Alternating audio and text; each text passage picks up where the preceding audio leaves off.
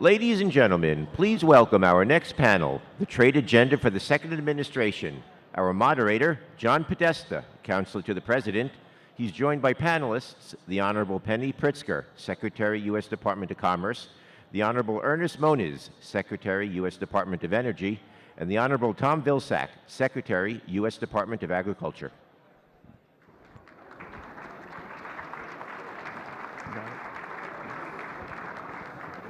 Good morning, everyone. I've heard you've had very good sessions already. I got to hear a little bit about what John Stumpf said as we were coming in. And I'm going to get right to the panel, but I want to set the stage by talking about the role that trade has played in the Obama administration's economic policy so far, and what we anticipate happening with the trade agenda during the rest of the term. 1/3 of our economic growth since the second quarter of 2009 can be attributed to exports alone. That's certainly not an abstraction. That means more money in people's pockets. It means more jobs. Every $1 billion in goods exported from the U.S. supports an estimated 5,000 American jobs, and every $1 billion in service exports supports 4,000 jobs. Last year, U.S. exports directly supported more than 11.3 million jobs across the United States, and from my perspective, that's huge. Now we're in the throes of negotiating two major trade deals with our partners in Europe and Asia, which we'll talk about this morning. President Obama, of course, is in Asia this week, stopping in Japan, South Korea, Malaysia, and the Philippines. Yesterday in Japan, President Obama and Prime Minister Abe once again voiced their commitment to create an economic cooperation zone in the Pacific befitting the 21st century by continuing negotiations on the Trans-Pacific Partnership Agreement. President Obama said yesterday, as he has many times, that the TPP represents an opportunity to make trade fair and more transparent, to help create good jobs for American workers, to ensure producers of commodities, services, and manufactured goods can access international markets, particularly in the fastest growing markets in the world, to protect intellectual property. I think, as I mentioned, as John Stumpf said, that doesn't mean that we need an agreement that is only good for business. We need an agreement that's good for American workers, that support good-paying jobs at home while protecting workers' rights and the environment around the world. The United States and Japan are committed to taking the bold steps necessary to complete a high-standard, ambitious, and comprehensive TPP agreement. And after working around the clock while the President was in Japan, we had something of a breakthrough, particularly on market access issues in our negotiations, enabling us to identify a path forward on important bilateral TPP issues. I think that really marks a milestone in the TPP negotiations and will inject fresh momentum into the broader talks. We now call upon all the TPP partners to move as soon as possible to take the necessary steps to conclude an agreement.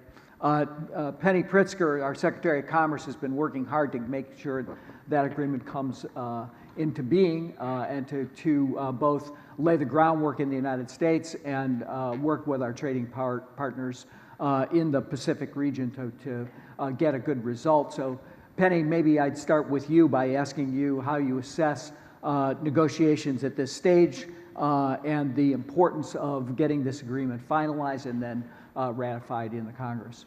Well, John, as you've said, the TPP agreement is foundational for our economic growth policy. It's one of the most important things that we're undertaking.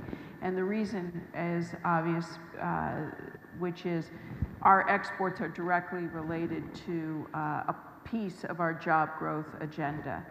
And what we're doing with the National Export Initiative, as well as these agreements, is to really focus on helping American companies export more. 11.3 million jobs in America are supported by exports.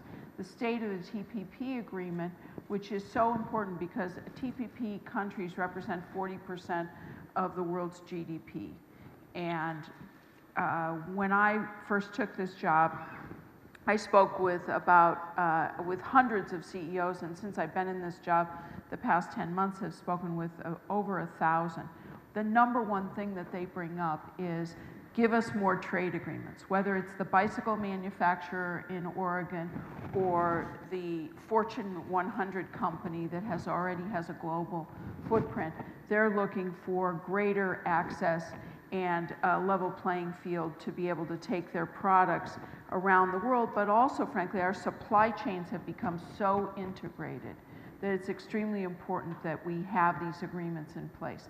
The state of negotiations is continuing to progress, and I'm sure that Ambassador Froman and the President are making good progress this week as they meet with a couple of the TPP participants. As I've said in the past, I have enormous confidence in their negotiating capability.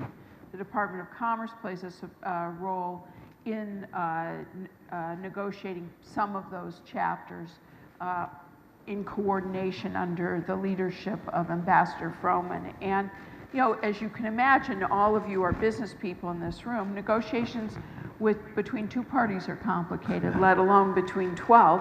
So, you know, this is one that is it's a process, but we continue to make progress. And I spoke with the ambassador right before he left, and you know, he understood what he was trying to accomplish on this trip and was hopeful. Great. Tom, maybe I'll turn to you. We're not only negotiating in Asia, we're negotiating in Europe as well. And maybe just start off with, from an agriculture perspective specifically, we'll get to rural America, I think, in a minute, but from an agriculture perspective, where are there opportunities, where are the big market access opportunities in these negotiations that are going on right now? Well, John, 5 of the last 6 years have been the best record-setting years for agricultural trade in the history of the country. We obviously want to continue that. The TPP agreement is vital. It would open up literally hundreds of millions of new customers for American agricultural products and food products. We have enjoyed a trade surplus in agriculture for the last 50 years, and that surplus continues to grow. So this is a very important agreement, but it has to be a good, solid agreement, which means that market access has to be far more open, particularly in Japan and Canada, in terms of certain goods. That's what has made this negotiation a bit more difficult. But hopefully, with the conversations this week, that we're getting to a better place in terms of market access. That's the hope. In terms of the European Union, that's one of our 5 top trading partners in ag products today. The reality is, after you get through China, Canada, and Mexico, it's the EU, it's Japan, it's Korea. It's Indonesia. You can see the importance of these trade discussions. The EU is a little bit more difficult because it's not just about it's not really about market access. It's really more about some of the regulations and the SPS issues that are very, very difficult. The Europeans continue to focus on geographic indicators, which is a problem for us. But you know, as Penny suggested, it's a tough negotiation. But they're supposed to be tough. And hopefully folks understand that at the end of the day, free and fair trade with solid, high standard agreements is better for all parties. And it's certainly a job creator. Our ag exports support nearly 1 million jobs at home. So we're very, very focused on making sure we continue to access trade. And we've got a series of programs at USDA to encourage market access. And so we'll continue to work hard. Ernie, let me bring you into the conversation. The USTR has been very busy. They're also negotiating an agreement through the WTO to eliminate tariffs on environmental goods. How important is that to the United States, both in terms of making sure that we have the ability to import technology at low levels, but also what does it mean for our export markets to produce high-tech energy technology that can be exported tariff-free? It's quite critically important. I put this in the context, of course, as you well know, John, that we need a clean energy transformation in this country and elsewhere. As we develop our domestic market, that will, of course, provide a foundation for exports as well. To give you a scale, I mean, this will be a multi-decadal transformation. The markets are forming now, but the estimate is that if you look over, say, 40 years, something like that, and you expect about 0.5% of GDP invested into energy technologies, that's an average of $1 trillion a year. It's a lot of money. So we want to be, obviously, at the head of that train. With our technologies, I think we are making enormous progress. You take something like solar energy, or let's say wind. So let's start with wind. In about the last 7 or 8 years, we have gone, by building a market here, we have gone from 25% to over 70% of the supply chain for wind turbines now domestically manufactured. That gives us then that platform again now for an export market. Solar, we have a similar issue. Last year we went up to over 4,000 megawatts, and we have almost 150,000 jobs there. Great foundation for exports. In fact, I'll just make one other comment that one of the ways that we are engaged in the trade agenda is through our technical assistance to other countries and to our own institutions. So with Exim Bank, for example, using things like solar data maps from our laboratories, they've supported about $250 million of solar exports. That's just an example of the way we engage. Penny, one of the things that's been vexing in the politics of trade has been we now have opposition sort of on the left and the right, maybe increasing on the right, and it's traditionally on the left. And there's been this constant interplay between TPA and TPP and TTIP. And the trade promotion authority that is necessary to get Congress, in essence, to enact those bills is hard to get without seeing what the deal is. And it's hard to close the deal without having the authority to make sure that the Congress will consider it on an up or down vote. So how do you assess how that problem gets managed over the course of the next couple of months as we're trying to close TPP? Well, I think that you've pointed out exactly the challenge that I hear when I talk to both the senators and congressmen on the Hill, which is they want to know more about what's in the deal before they're going to give trade promotion authority. Trade promotion authority, as John said, is a necessary precursor to getting the trade deal, either of the trade deals approved.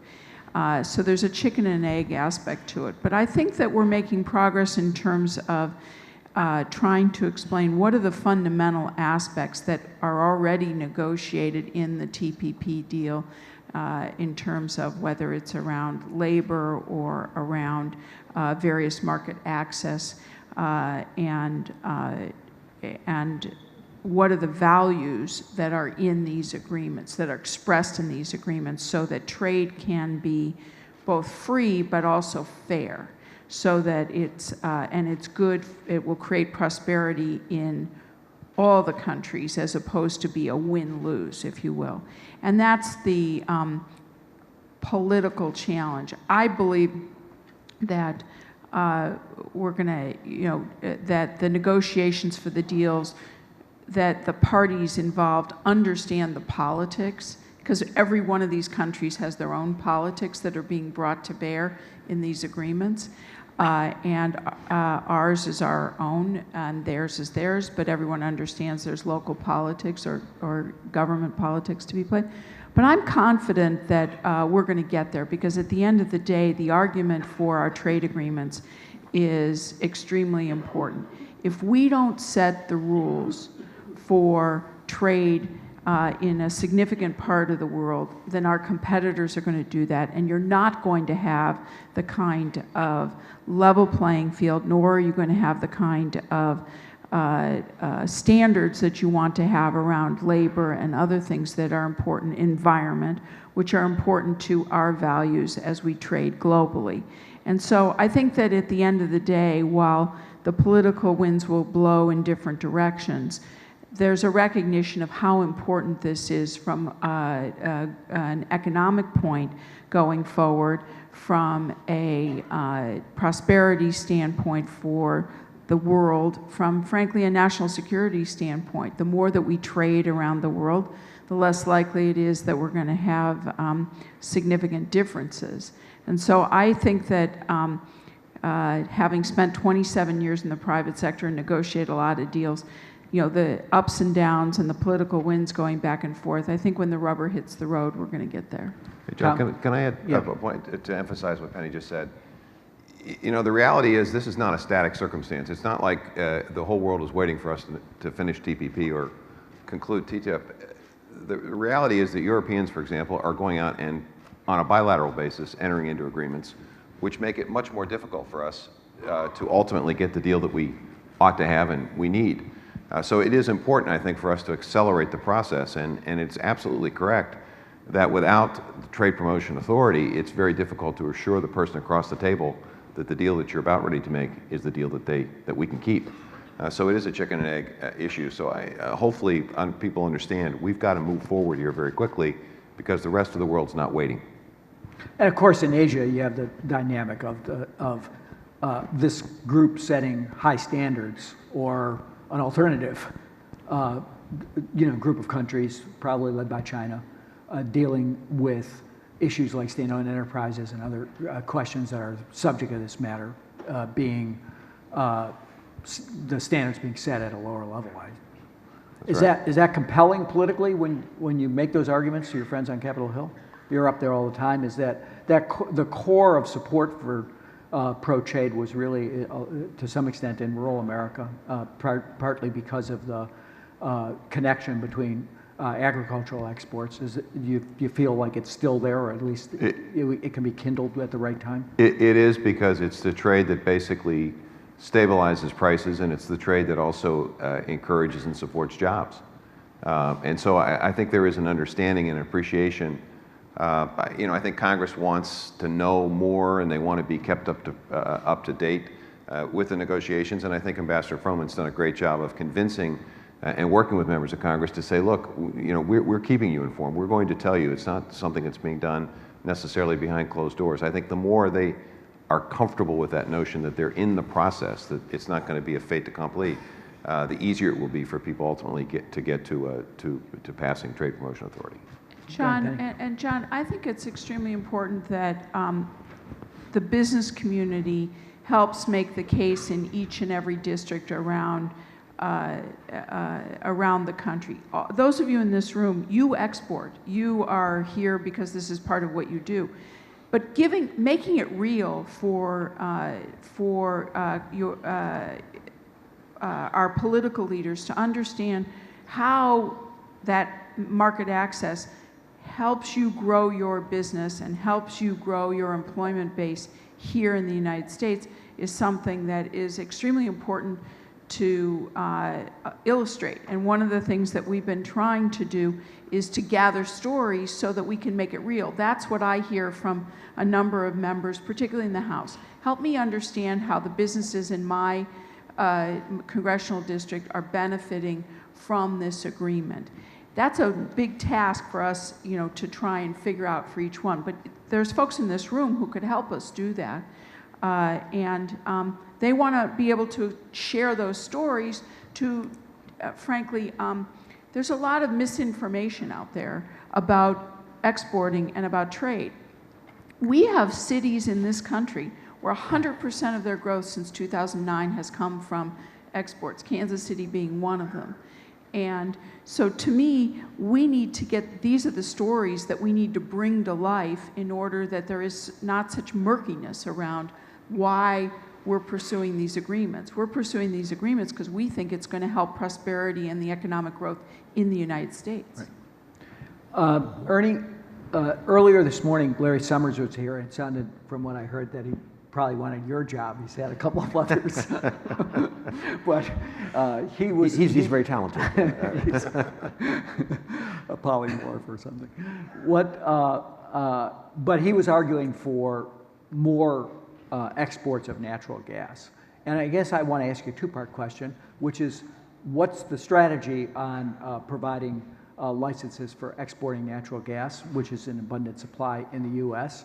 And secondly, what's the opportunity for companies that to export goods and services in the natural gas field in areas around the world that can exploit through fracking technology and to exploit the shales that are available around the world?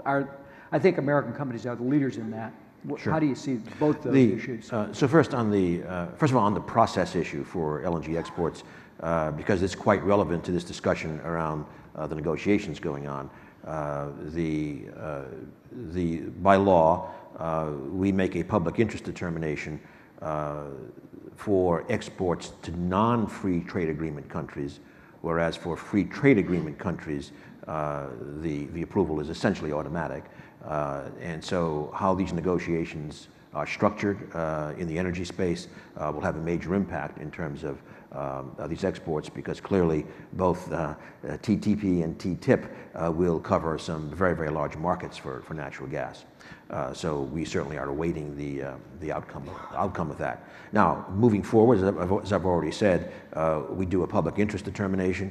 That requires balancing a number of factors, including impact on domestic markets. For example, as many of you know, the manufacturing industry in the United States, many of them are urging caution. Producers, of course, would like additional markets, so we balance that. And bluntly, in the current, Because they want to keep the price of gas low here. because they feel that would keep that would at least not see major price excursions jeopardizing major investments they're making in new capacity. And there has been somewhere probably north of $100 billion, maybe $150 billion already invested in new manufacturing capacity in the United States because of the natural gas revolution. So there's quite a bit at stake both sides. In the current geopolitical situation that we know is playing out right now in Europe, we did in our last license kind of elevate the role of geopolitics as a factor in that public interest determination, and we will continue to do so.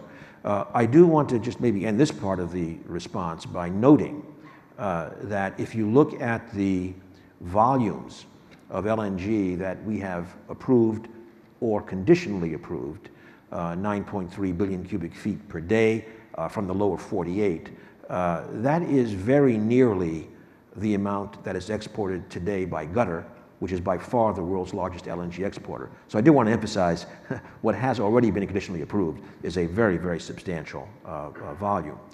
With regard to your second question, no doubt about it, American companies, but also, of course, international companies that operate in the United States is essentially where all the experience lies today in terms of major production from shales.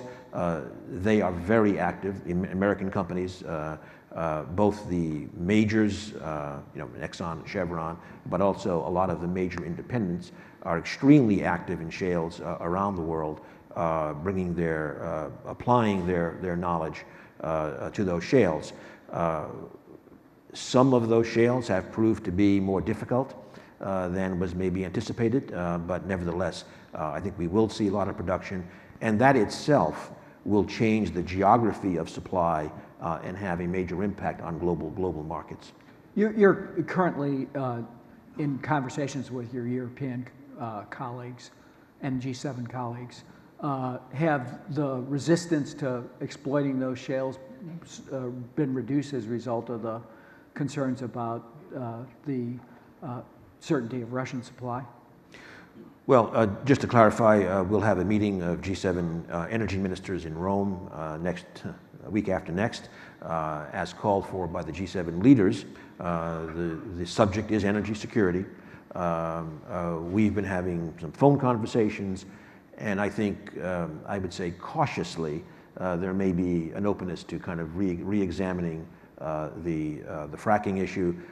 We do want to emphasize, of course, different countries have very, very different views on this. In Britain, for example, there is motion going forward, whereas in countries like France and Bulgaria, they certainly are into a pause.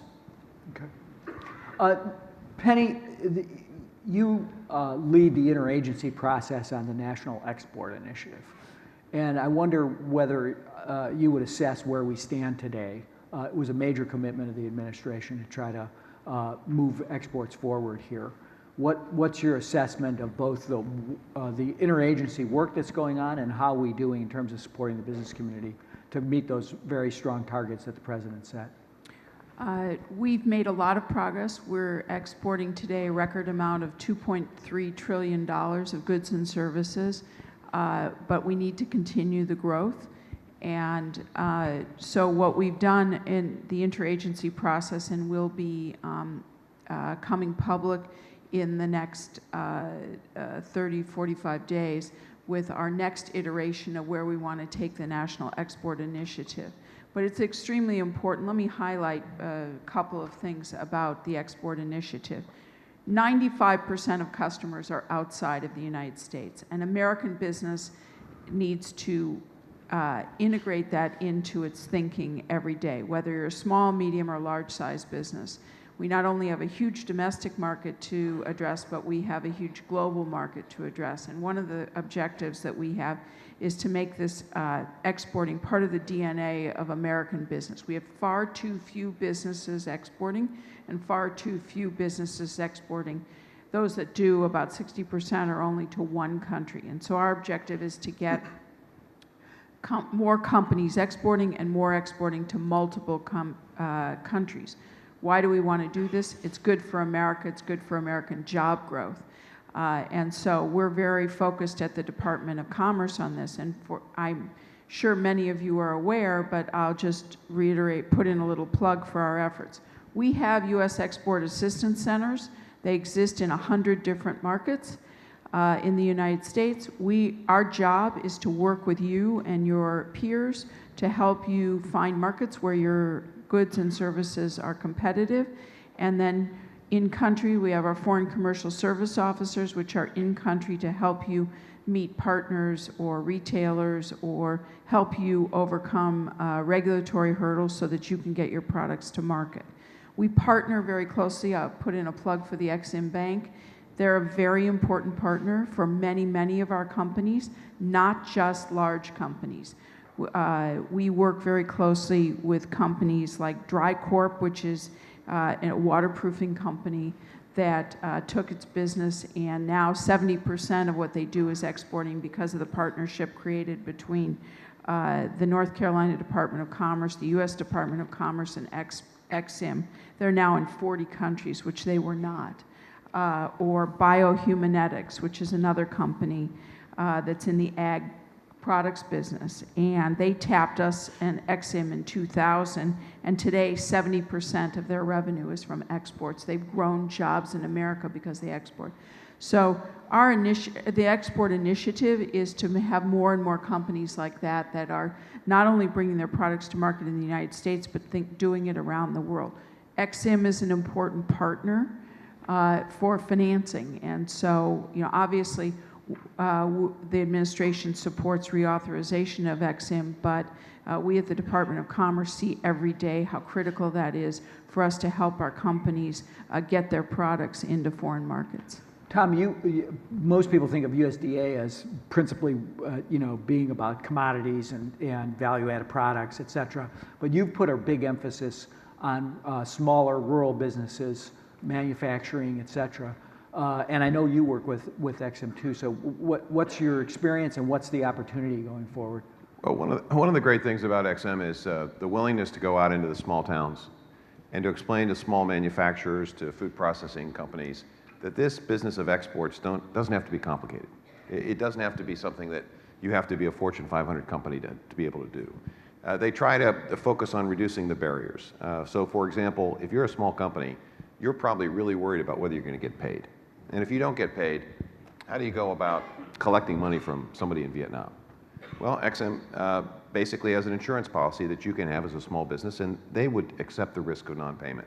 Those kinds of programs are extraordinarily important, which is why we team up with the Commerce Department and Ex-Im to do these forums. And Penny has suggested that we needed to do more of these forums in rural areas. So we're going to launch it in June in Western Pennsylvania with Invest in Rural America, exporting opportunities for rural companies. We're excited about that, and it'll give us a chance at USDA to talk about the programs we have. We can help with trade shows. We can help expense the cost of a trade show for a small business. We've done about 2,500 small businesses have been helped every single year through the USDA programs. So we are a good partner. We also have loan guarantee programs that help credit guarantee programs, similar to what XM does. We go first. If we can't get the deal done, they come in after. So it is a good, strong partnership, but to me, the message is it doesn't have to be complicated. And every business can take advantage of an export opportunity. John, may I just add a little bit since the word trade show was mentioned. In addition to our working with our colleagues at Commerce and planning some joint important trade missions, but I just want to put a plug in that June 3rd and 4th, we will be co-hosting in Ethiopia a U.S.-Africa Energy Ministerial. It's going to draw upon leaders from across the continent, energy leaders from across the continent. What I want to emphasize is a very important part of this meeting is business. So we will have an expo associated with it. We want to have as many American companies and African companies in the energy business there, network, and I want to make it clear you're all invited to take part in this expo. June 3rd and 4th. Let me add on to that. There are also trade missions. The opportunity to travel overseas. We're having a trade mission in China this spring. For the first time ever, our biofuel industry is going to be invited to participate to try to open up export opportunities in terms of biofuels. We also will be going to Malaysia and Thailand in the fall. Obviously, an opportunity for business leaders here to travel to these countries and make the sale and make the pitch. So, and biofuels will be part of the Africa meeting. There you go. And just to support these efforts, our foreign commercial service officers, which are the folks that are in those countries, are there to service you and your businesses as you come to the country to help you, as I said, access the market, find partners, find retailers, overcome regulatory hurdles. That's what we do. And in fact, we're just opening 5 new offices in Angola, Ethiopia, Mozambique, Tanzania, and Burma.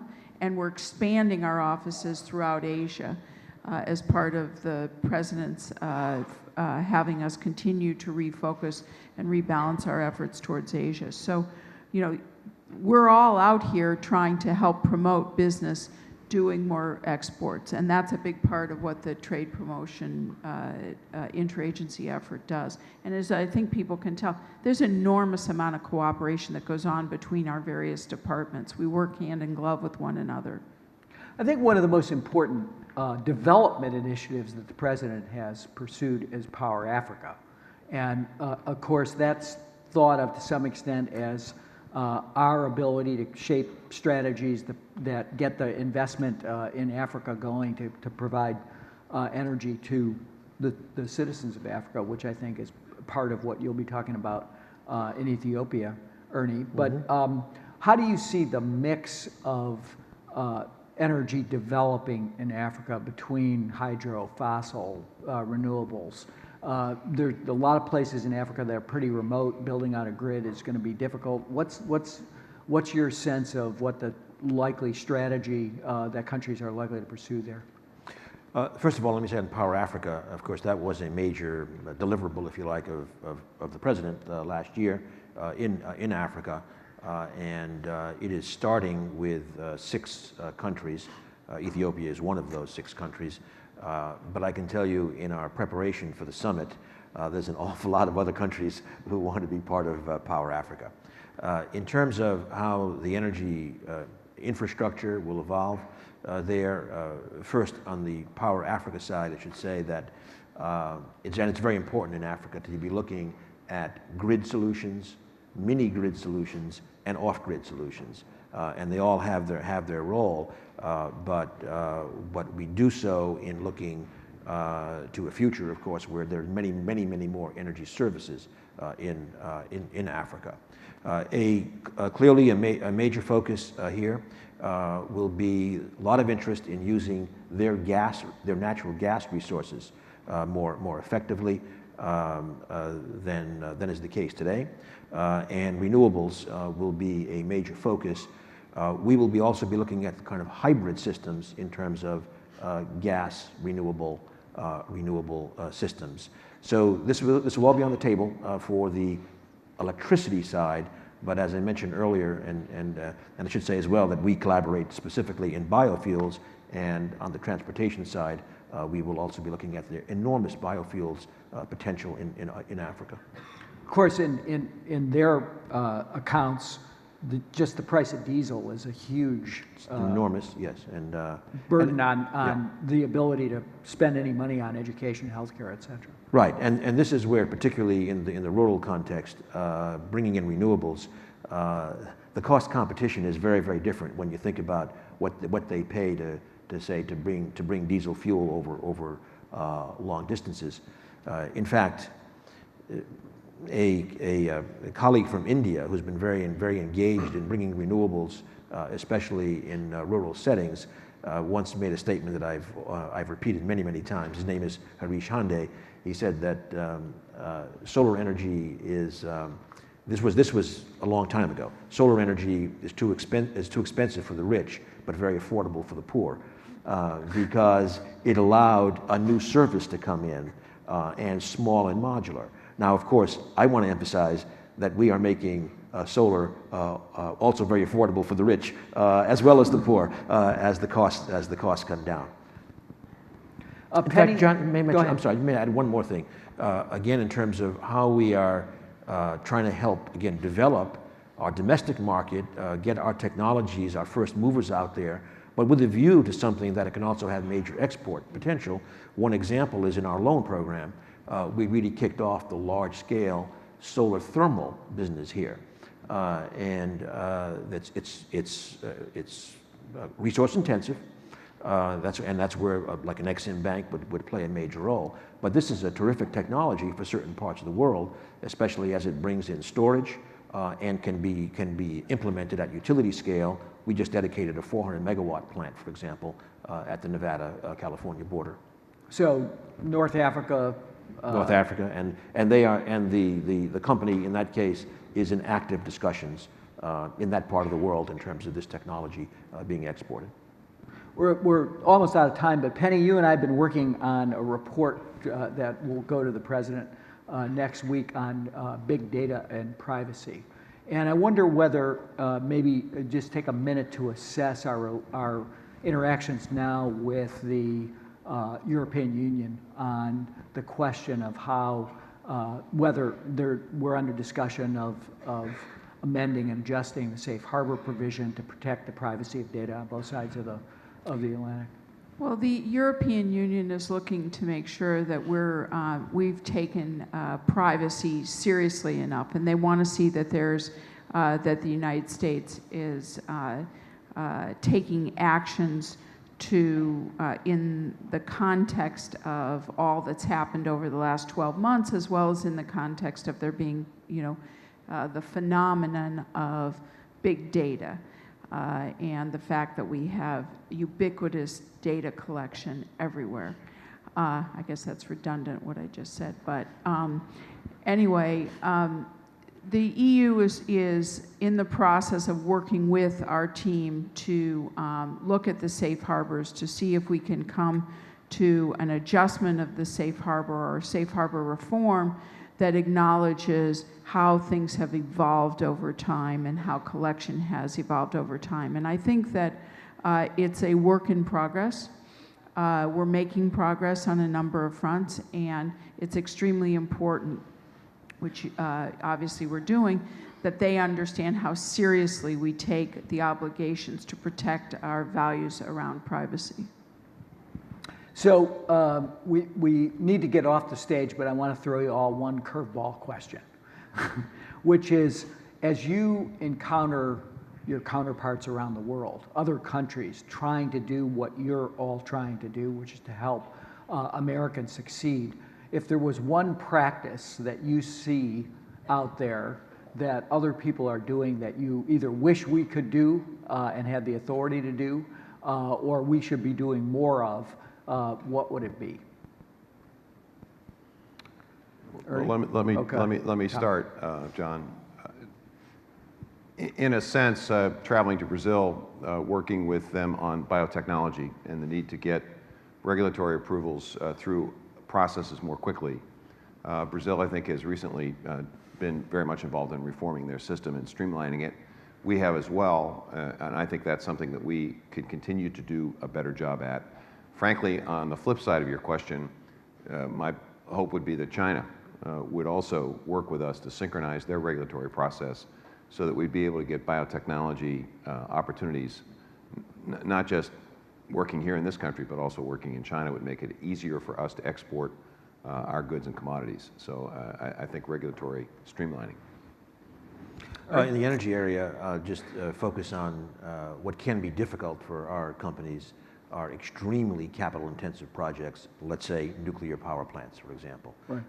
And so while I think we are making progress, but there are other countries, and for example, Russia, which fundamentally builds the plant with a purchase power agreement with the country and makes a turnkey plant. That's not something that really is feasible for our companies, although, and partly especially in the current context with that particular country, I think other countries do see other values that we bring to the table in terms of training and services, et cetera. But there is an asymmetry in funding that can be difficult. But that does kind of reinforce and undergird why it's important to keep programs like EXIM authorized. Absolutely. And maybe even increased, OPEC Absolutely. As well. Absolutely.